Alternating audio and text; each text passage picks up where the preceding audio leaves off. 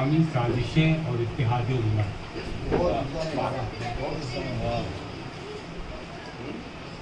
نہ بین الاقوامی سازشیں کوئی نئی چیز ہیں، نہ ان پر عمل پیرا طاقتیں. جس طرح ماضی میں انسانیت اور خالق کائنات کے خلاف ابلیسیت کے مختلف مظاہر مختلف ناموں سے دنیا کے مختلف حصوں میں سرگرم رہے ہیں، اسی طرح آج بھی ہیں. قابیل و نمرود، شداد و فرعون، حامان و قارون و یزید وغیرہ اور ان کے مددگار غلام اور ہرکارے سب وہی ہیں، بس نام بدلتے رہتے ہیں. قرآن کریم اہل ایمان کے ان دائمی دشمنوں کو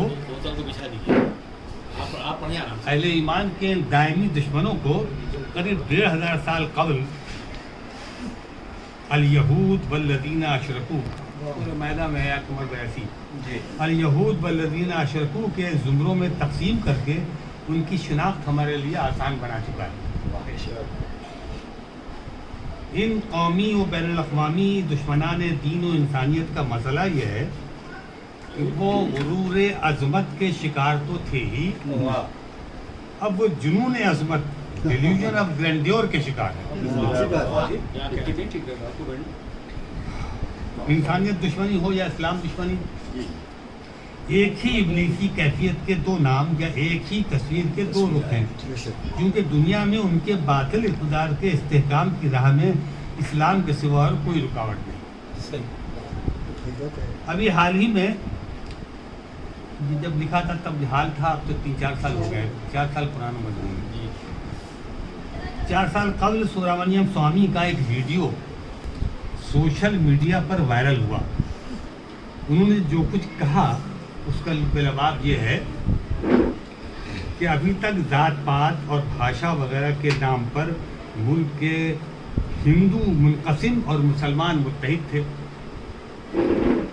اب سنگ پریوار اپنے اقتدار کو قائم اور مستحکم رکھنے کے لیے مسلمانوں کے تمام داخلی اختلافات کو استعمال کر رہا ہے.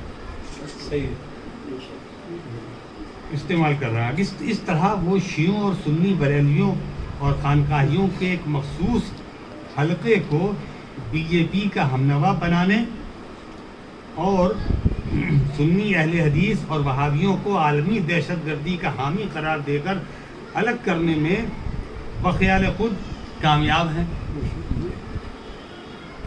جس کی وجہ سے ذات پات کی نسل پرستی اور معاشی نابرابری کے شکار اکثریتی طبقے کے جوہلا اسلام کے مریضانہ خوف، اسلاموفوبیا اور مسلمانوں سے ابلیسی نفرت میں مبتلا ہو کر ایک بار پھر نام نہاد دہشت گردی اور خود ساختہ دیش بھکتی کے نام پر متحد ہو گئے ہیں. سبرامنیم سوامی کا انٹرویو اگرچہ تلبیس سے حق و باطل کا نمونہ ہے، لیکن مشرکین کی جس ابلیسی حکمت عملی کا حوالہ انہوں نے دیا ہے اس میں بھی کوئی نئی بات نہیں. وہ تو ان کے قدرتی حلیف یہودیوں کی آزمودہ اسٹریٹجی ہے، جس پر عراق و افغانستان، ایران و لبنان، یمن و سیریا، لیبیا و نائجیریا، پاکستان و ہندوستان اور بنگلہ دیش و میانمار وغیرہ میں عرصہ دراز سے عمل درآمد جاری ہے. یہاں تک کہ خود مسلمان حکمراں، ملوک اور عمرا بھی پچھلے کئی سو سال سے کم و بیش یہی کرتے آ رہے ہیں. ہم گزشتہ کئی سو سال کی تاریخی تفصیلات کا آئینہ دکھا کے کوئی نیا فتنہ نہیں کھڑا کرنا چاہتے، لیکن ہمارا مسئلہ اور اس کا سبب بلکہ پوری دنیا کے تمام مستضعفین کے موجودہ مسائل کا واحد سبب یہ ہے کہ امت مسلمہ، امت وسط اور خیر امت ہونے کا اپنا فرض منصبی کما حقہ ادا نہیں کر رہی ہے. اللہ سے ڈرنے کی طرح ڈرتے نہیں، اللہ کی رسی حبل من اللہ کو مضبوطی سے تھامے رکھنے کے بجائے فرقوں اور مسلکوں میں بٹے ہوئے ہیں. اسی لیے ہماری ہوا اکھڑ چکی ہے، اقبال کھو چکا ہے، اور چونکہ ہم قرآنی معیار کے مومن نہیں رہ گئے اس لیے غالب رہنے کے بجائے مغلوب ہو چکے ہیں. ہم سے کہا گیا ہے کہ اگر ہم اپنی استطاعت بھر علم و حکمت، عقل و دانش، مال و دولت اور اعضائے بدن کی قوتوں کا حصول ہم دم جاری رکھیں گے اور پھر اللہ تبارک و تعالیٰ کی عطا کا شکر ادا کرنے کے لیے ان تمام نعمتوں میں سے فی سبیل اللہ انفاق کرتے رہیں گے، یعنی قرابت داروں، یتیموں، مسکینوں، سائلوں اور ضرورت مندوں کو ان کا حق دیتے رہیں گے، دیتے رہنے میں کبھی کوئی کوتاہی نہیں کریں گے، تو نہ صرف اللہ کے دشمنوں پر اور ہمارے جانے مانے دشمنوں کے دلوں پر ہماری ہیبت بیٹھ جائے گی، بلکہ وہ تمام دوسرے لوگ بھی ہم سے دور رہنے ہی میں اپنی عافیت جانیں گے، جنہیں ہم نہیں جانتے مگر اللہ جانتا ہے کہ ہمارے دوست نہیں ہوتے. مگر ہم نے تو کتاب ہدایت قرآن پر عمل کو کون کہے اسے محجور بنا رکھا ہے. ہمیں بتایا گیا ہے کہ دیکھو مسلمان وہ ہے جس کے ہاتھ اور زبان سے اس کا پڑوسی محفوظ رہے، اور مومن وہ ہے جس کی طرف سے اس کا پڑوسی خواہ وہ کوئی بھی ہو پوری طرح مطمئن رہے. ہمیں خوشخبری کی صورت میں یہ ہدایت دی گئی تھی کہ اپنی جان اور اپنے مال دونوں کی حفاظت ہم پر واجب ہے، کیونکہ جان اور مال دونوں اللہ کے عطا کرنا ہے، اور یہ کہ جو اپنی جان یا مال کی حفاظت کرتے ہوئے مارا جائے گا اللہ اسے شہید رائے خدا کا درجہ عطا کرے.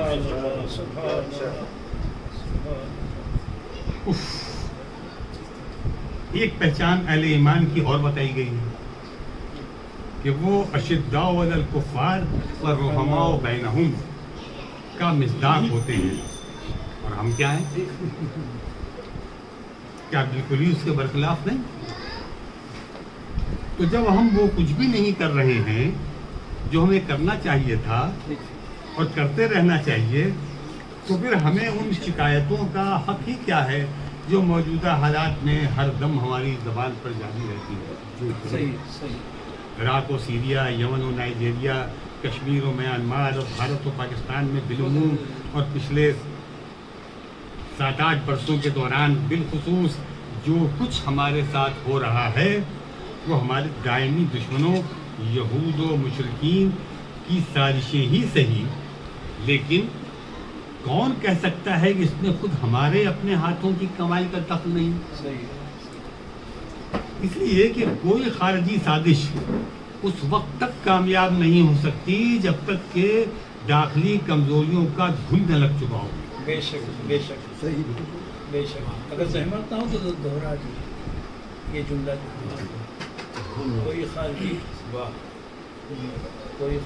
کوئی خارجی سازش اس وقت تک کامیاب نہیں ہو سکتی جب تک کہ داخلی کمزوریوں کا اس میں داخلی کمزوریوں کا گھن نہ لگ چکا ہو. ہم خود تو نہیں دیکھتے، دوسروں پہ الزام رکھ کے اپنے سب تو سمجھتے ہیں کہ سب کچھ ہو گیا تھا. آج کل ہم مودیوں اور ٹرمپوں، جب لکھا گیا تھا ٹرمپ تھے، اب شکریہ، اور ٹرمپوں اور یوگیوں اور یاہوؤں کے جھوٹ اور ظلم کا بخان کرتے نہیں تھکتے، لیکن یہ بھول جاتے ہیں کہ قائد اور حکمراں آسمان سے نہیں اترا کرتے، اسی زمین پر ہمارے ہی درمیان سے اٹھتے اور اوپر جاتے ہیں.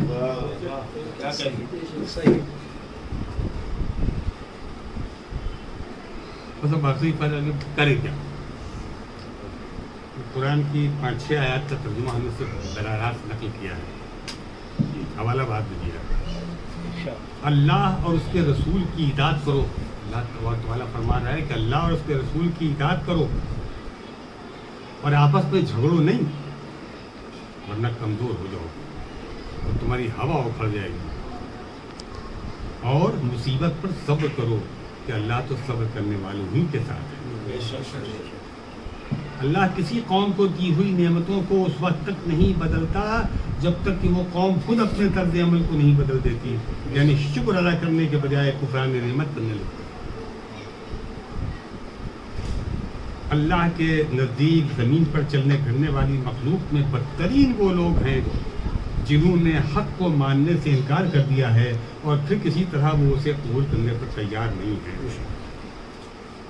حوالہ ہے بھی کن سوروں کی جی یہ سورہ انفال اور سورہ انفال کی 2 آیتیں ہیں، لیکن سورہ انفال کی 4 آیتیں ہیں اس کے اندر، اور سورہ آل عمران کی آیت نمبر 126 ہے. سورہ انفال کی آیت نمبر 2، آیت نمبر 3، آیت نمبر 4 اور آیت نمبر 46، آیت نمبر 53، آیت نمبر 55 اور آیت نمبر 60 کنٹینوس، اور اس کے بعد سورہ آل عمران کی آیت نمبر 126.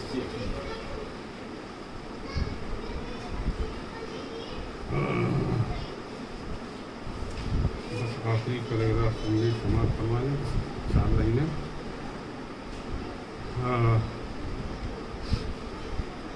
ہمارے اختیار میں اس کے سوا کچھ نہیں کہ ہم ساری توجہ خود کو ٹھیک کرنے پر صرف کریں. خود کو ٹھیک کرنے پر صرف کریں. ہم صرف اللہ سے ڈریں جو اس طرح جو اتقوا اللہ کا حق ہے، اور جو اللہ سے ڈرتا ہے اللہ اس کے لیے نجات کا کوئی نہ کوئی راستہ ضرور نکال دیتا ہے، اور اسے ایسی جگہ سروس فراہم کرتا ہے جہاں سے اس کے وہم و گمان بھی نہیں ہوتا. اور جو اللہ پر توکل کرے تو بس اللہ اس کے لیے کافی ہے، اللہ اس کے لیے کافی ہے. اور جو اللہ سے ڈرتے ہوئے کام کرتا ہے اللہ اس کے کاموں میں آسانی پیدا کر دیتا ہے. اور اٹھتے بیٹھتے ہمارا وظیفہ یہ ہونا چاہیے کہ اللہ ہمارے لیے کافی ہے، اللہ ہمارے لیے کافی ہے. نہ اس سے اچھا کوئی وکیل ہے، نہ اس سے اچھا کوئی مولا، اور نہ اس سے اچھا کوئی مددگار.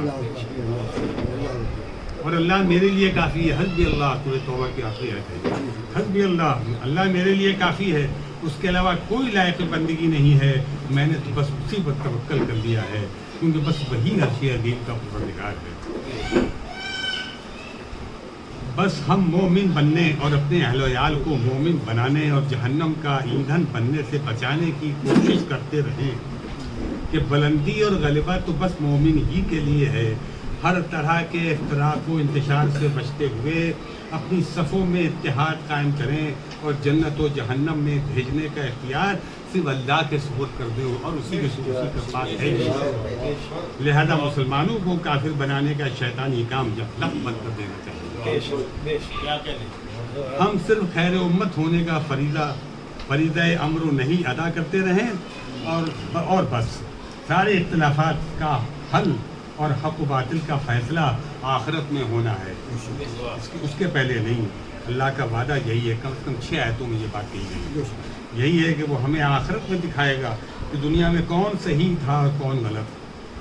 عالم متقر